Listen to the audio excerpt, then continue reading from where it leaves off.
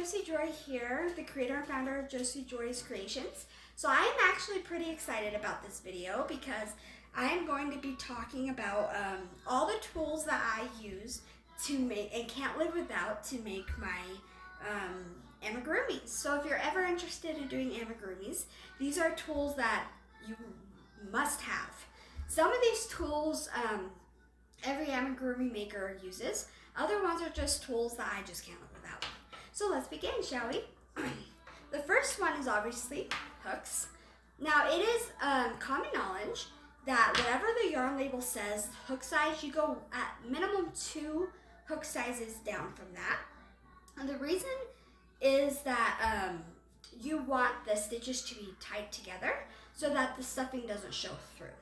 So for example, if the yarn label says to use a 5mm hook, you will probably go down to a 3mm hook. Now I go even further down because I have a very loose tension. And so I use 2.5 and 1.5mm hooks. It depends on if I do a yarn over or a yarn under. If I do a yarn over, the standard yarn over, I will use a 1.5mm hook.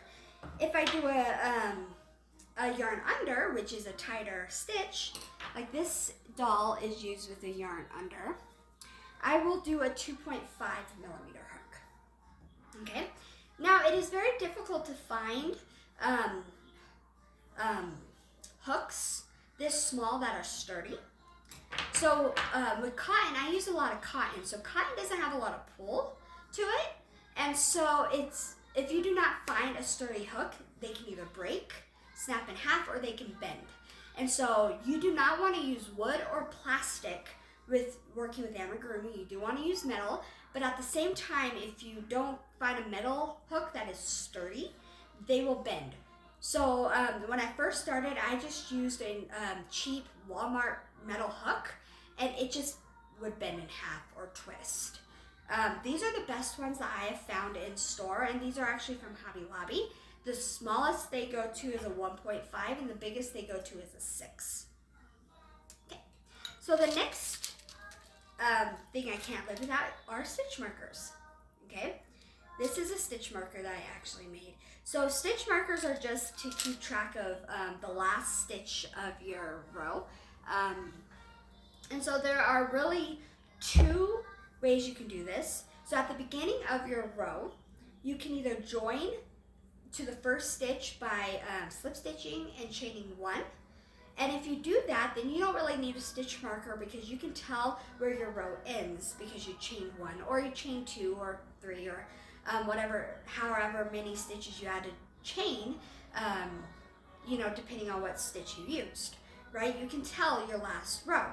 However, a lot of people who do amigurumis don't like doing it that way because you had to chain up, it starts to leave a seam. That's an ugly seam that's slanted. And so what we like to do is what is called a continuous, working in a continuous round. And so what that is you just keep going around and around and around and around.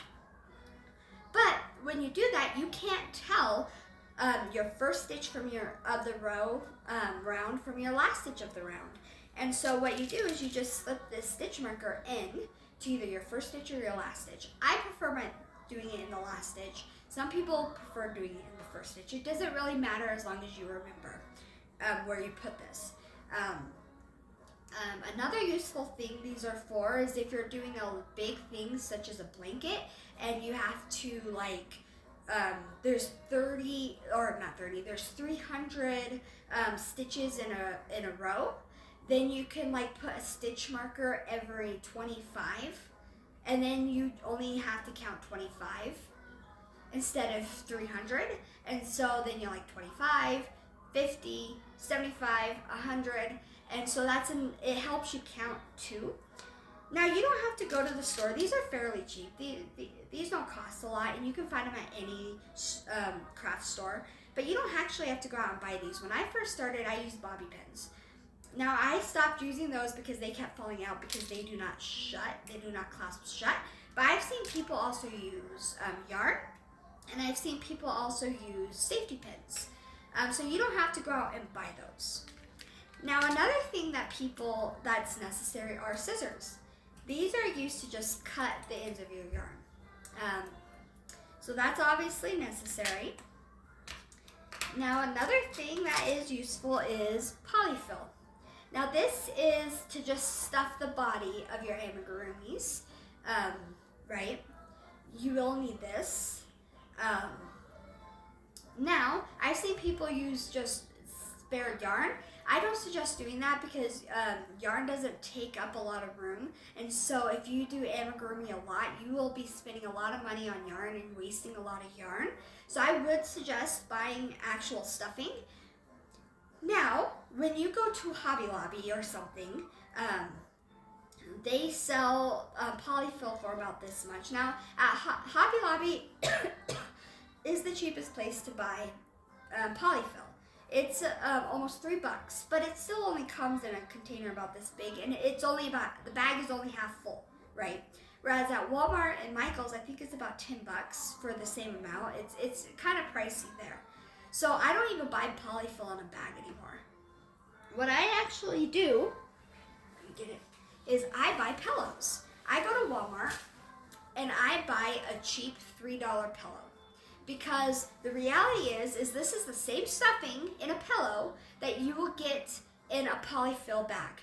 And it is the same cost as at Hobby Lobby, $3, and you will actually have more stuffing. Because more stuffing is in a pillow than in a polyfill bag.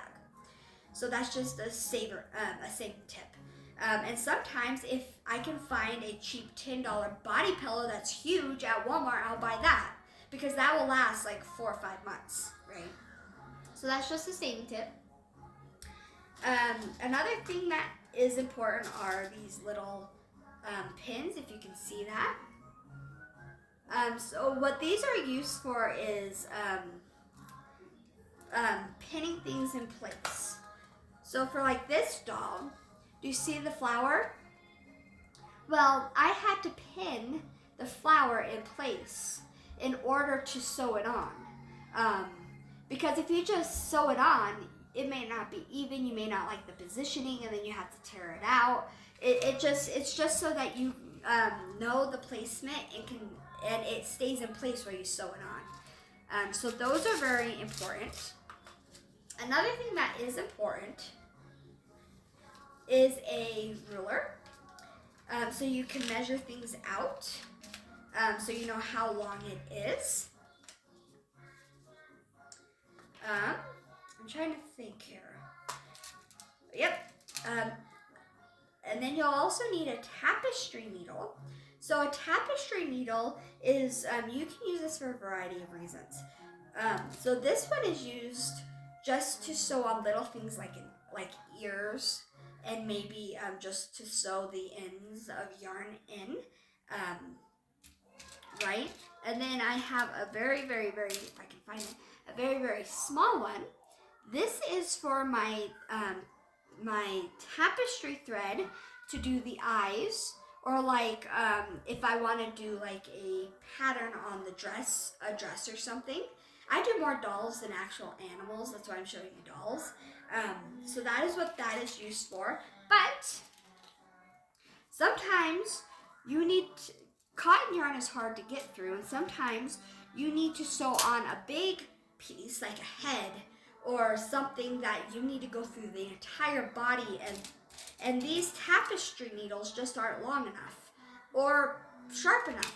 And so I actually bought these on Amazon. I don't remember how much they were, but 20 of them came in a thing, in a little tube, and they're 12 inches, I believe.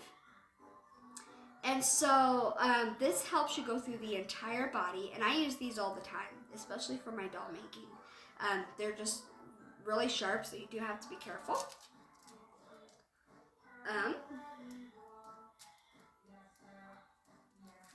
Now the next thing is that I can't live without is this. This is used to put in the neck of my dolls.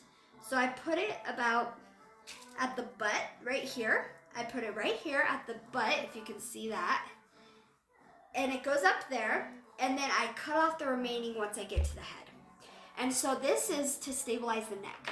because what tends to happen is with the weight of the head and the weight of the hair, the neck will just fall back.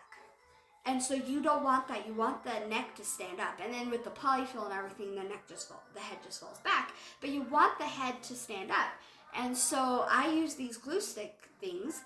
And I found a pack of 20 of hot glue sticks at Walmart for only $10, which is fairly cheap, right? Okay. Now we are going to get into some, oh, no, not yet. So another thing I can't live without are my bags. My little containers of things. So I have a ton of these. I have this bag, and I have this bag, and I have my my yarn bag that's doubling as a diaper bag and a purse. Then I have like this container that has all my like stitch markers and scissors. Then I have this that has all my little pins in it. So you need bags to carry all your stuff in if you want to travel or something. And so I use those a lot. Now we're getting into stuff that maybe not everybody uses, but I have to have. So the first one is a row counter. You can find these at any craft store. And what this does is it just counts your rows. If you can see that, you just press that and it just counts your rows for you. Like that. Okay? It just counts your rows. And you can lock it so you know which row you're on, so you don't have to remember it or you don't have to write it down. Sometimes, especially if you have kids, you have to set something down and come back to it, and then it locks so you can't do it, and then you unlock it, and then you can just reset it. The only thing I don't like about these is it can only go up to row 99. And so if you're doing a big project like a blanket, it doesn't work. But for like an amigurumi or a doll, it works perfectly. Now, another thing is our tension rings. I can't live with it. I don't use them all the time, but I do use them sometimes. So like I said before, I have a very, very loose tension. And so these little tension rings, you just put it on your finger like that. I wish I would have brought yarn. I don't have yarn. So you put it on your finger like this, and you wrap the yarn around the tail of the peacock, and then through the nose of the peacock, and it helps with your tension to get it tighter, and so it also doesn't rub against your finger and hurt your finger. I bought these for like $12. It came in a pack of 8 different ones, if you can see those. So there's that. Another thing that I actually just discovered are these little doodads right here. So I like to sometimes embroider the eyes or embroider like flowers and stuff on the dresses and stuff like that. And so what I was just doing with the tapestry thread was I was rolling it up in a little ball and putting it in the bag. But what started happening was they started tingling. And so I went to Hobby Lobby the other day and found these. I'm like, why didn't I see these before? So you get an entire pack for only 99 cents. And so what you do, as you can see here, is you put one end through the little lip and you start wrapping it around, and when you're done, you put the other end through the other lip, and they don't tangle. Like, that is genius. I don't know why I didn't see that before. That is absolute genius. Another thing is this. You're like, that is weird. What is that? It's very bulky. This is for safety eyes. Sorry. So, these are safety eyes. And the safety eyes, let me see if I actually have my safety eyes here. Yes, I do. So my safety eye container. So, these are another thing that you will need. So this is a safety eye. And with the safety eye, it has a little washer that goes on the back. Right here. If you can see that. And it just goes on the back like that. Okay. Well, sometimes they are very hard to get on. And so what you do is that when you want to put it on your doll, you put it like this and you push really, really, really hard. You put the eye part on a hard surface like a table or something, and you push really, really hard and it pops on. Now, another thing I do to secure safety eyes, which I know this is going to be controversial, is I hot glue them. The reason why it's controversial is because sometimes the hot glue can melt the plastic, which makes them less safe, but I hot glue them really well. So I'll hot glue them around this part, and I'll put a hot glue in the center of this, put it on, then I'll hot glue all this around and hot glue around the fabric. No one sees that part because it's inside the doll. I just want to make it as safe as possible so that there is no chance, or very little chance, that the safety eye will pop out. Now I think I have one more thing that I cannot live without, I think. Yeah. And that is my light. Okay, my little neck light. Now, as I get older, because I've been crocheting for so long, my eyes are getting worse. And the lighting in my house is awful. So especially at night, or if I'm working with dark yarn, I can't see very well, and it gives me a headache. I do have chronic migraines, and so it gives me a headache, and it really hurts my eyes. And so I actually found this several months ago on, I tried like light up hooks, and those are always very, very, very cheaply made.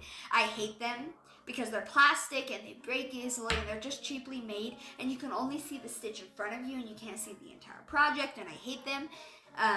Right? Sorry. And so I actually found this on Amazon.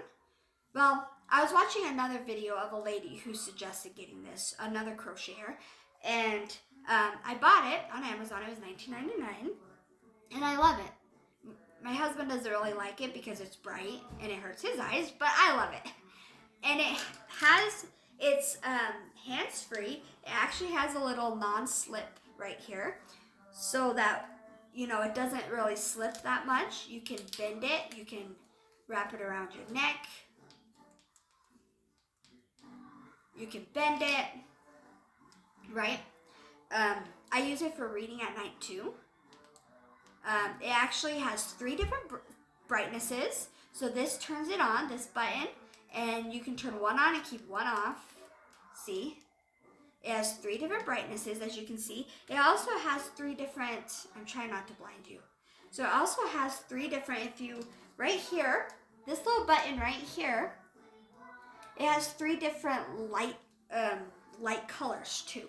So there's that one, then there's that one, then there's that one, right? Now the only thing I do not like about this light is it does not have a lock switch to that when you turn it off you can lock it, right? And so what that does is I'll accidentally push the button and it will stay on, and if I don't see that, it will just die, and I hate that, right? And so I bought the case. I had to buy the case separately, right? To protect it, especially when I travel. And so I bought the case. So it's also chargeable, so you can charge it. It's not run on batteries. It is chargeable. So you can keep the charger here. You can keep, and it goes right here. And sometimes even in the case, while I'm shutting it, I will accidentally push the light and it will turn on. That is pretty much the only thing I do not like. And so you can just bend it. See, I accidentally turned on the light. You can bend it